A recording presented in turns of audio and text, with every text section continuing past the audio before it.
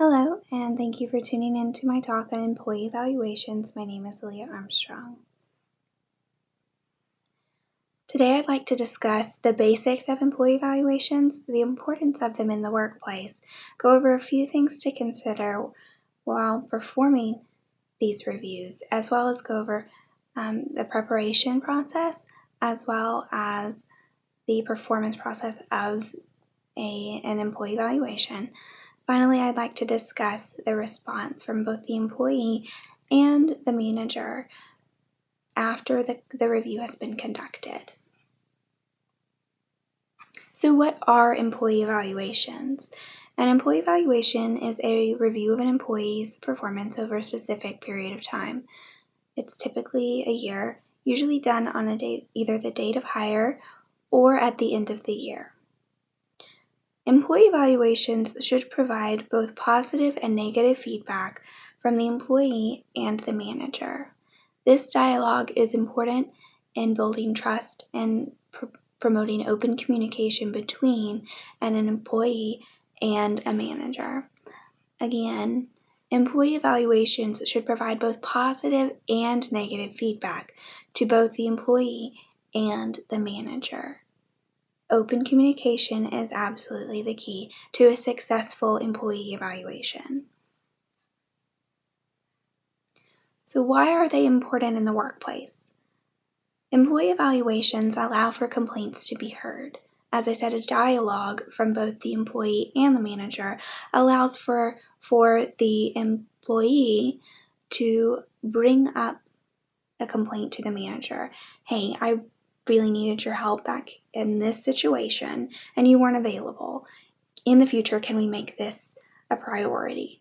As well as allowing managers to discuss issues with the employee and areas for them to grow. And as such, it encourages change where change is necessary. Employee evaluations also highlight an employee's strengths and weaknesses. It shows where they excel and where they could use a little bit of improvement.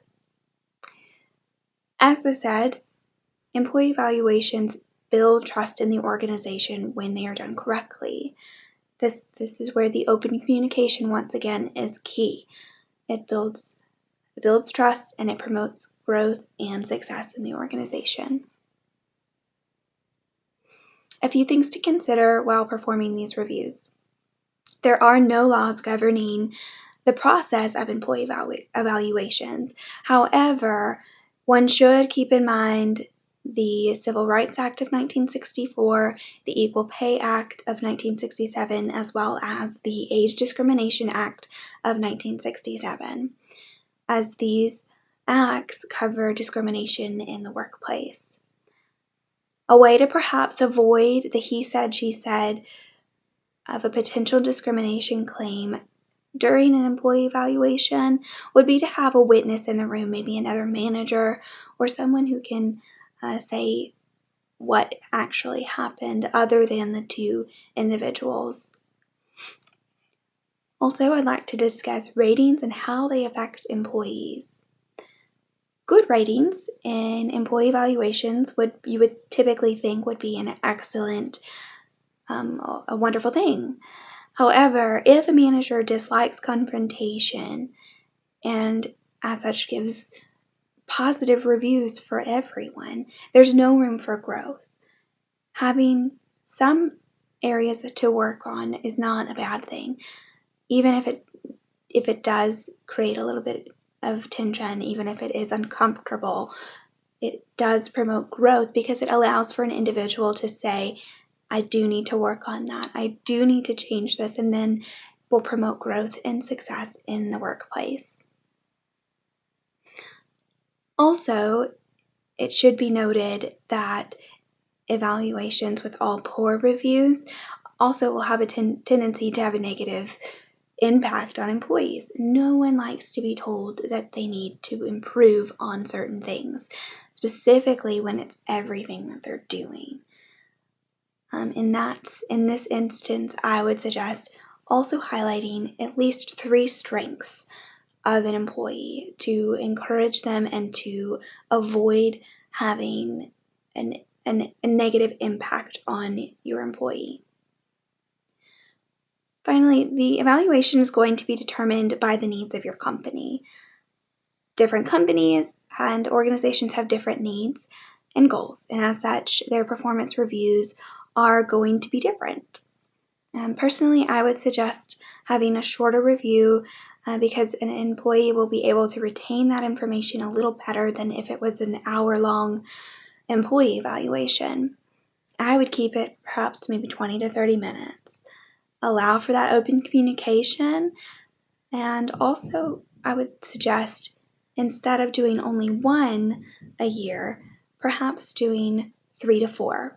That way, if an event occurs in February, let's say, a negative event occurs in February, but your employee evaluation isn't until November, and you bring up that negative reaction from the employee in November, he or she might be a little discouraged or a little disgruntled because you didn't bring it up before then.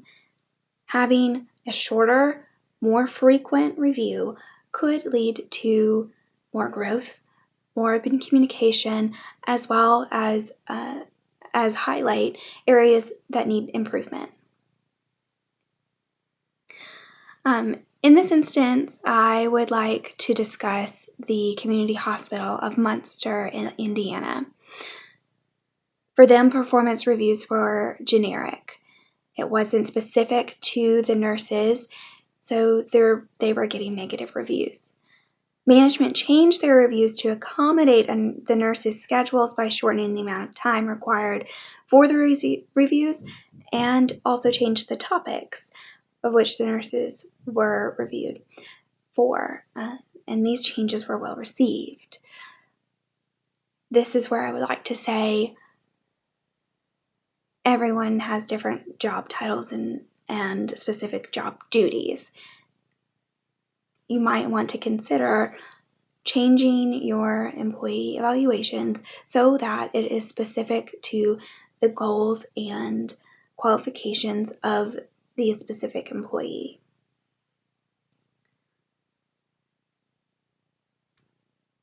Next, for preparing the evaluation, I suggest informing your employee of the upcoming evaluation at least 2 weeks in advance. Give him or her some time to prepare. Have them think of things that they could improve on, also things that you could improve on. Next, I would like to point out that we should be aware of upcoming goals for your organization and for that specific individual. Be familiar with the individual's successes and shortcomings for that period of review. Be aware of the reasons for these outcomes as well. And by this I mean, if an employee you notice has a drop in sales, let's say, but she was on maternity leave for a period of that time, that would explain why her sales dropped. It wasn't because she was slacking or because she was doing her job incorrectly. She wasn't even there to have those sales. So just be aware of the employee and their comings and goings and what is going on with them. Also, remember that past reviews are not applicable to this review. Holding grudges will not promote growth in the organization. When it comes to the actual evaluation or review, I encourage you to ask open-ended questions that provide feedback. Instead of saying, "Do you think you met your goals this year?" Ask instead, "In what ways have you completed your goals?" Next, I would suggest asking questions about your own leadership. How can I better facilitate your growth and success? In what ways have I been an effective leader? In what ways could you see that I could improve? I also suggest avoid saying demeaning remarks that elicit a negative response. Instead of saying, "You have a bad attitude," say, "You look very unhappy when you're at work." Instead of saying you are always late, you could say, please arrive on time. It is imperative that you get your work in at this date on this deadline. That way, an employee is less likely to become defensive. Do inform the employee of at least 3 instances where they've completed their job correctly. Highlight his or her success. Encouragement in the workplace is one of the best motivators. Telling someone that they are doing their job correctly is a great way to facilitate growth and success in that individual and encourage them to continue doing what they're doing. When detailing issues that an employee has, I suggest, even if there are more, I suggest only giving 2 or 3 key issues for that employee to work with. An example that Sherry Harley gave was that when you make New Year's resolutions, you do not want to list 20 different things. If you decide you're going to read 20 books in the year, go on at least 2 vacations, get promoted, teach your dog a new trick once a month, as well as eat better, exercise, and call your mother once a week, you might not get every single one of those done. In fact, I can almost guarantee you will not get every single one of those done. However, if you decide to focus on 2 or 3, like let's say I'm going to do better at my job, I'm going to work harder at being on time, and I'm going to exercise regularly, you will be more likely to complete 3 items than 10. Same thing goes for an employee.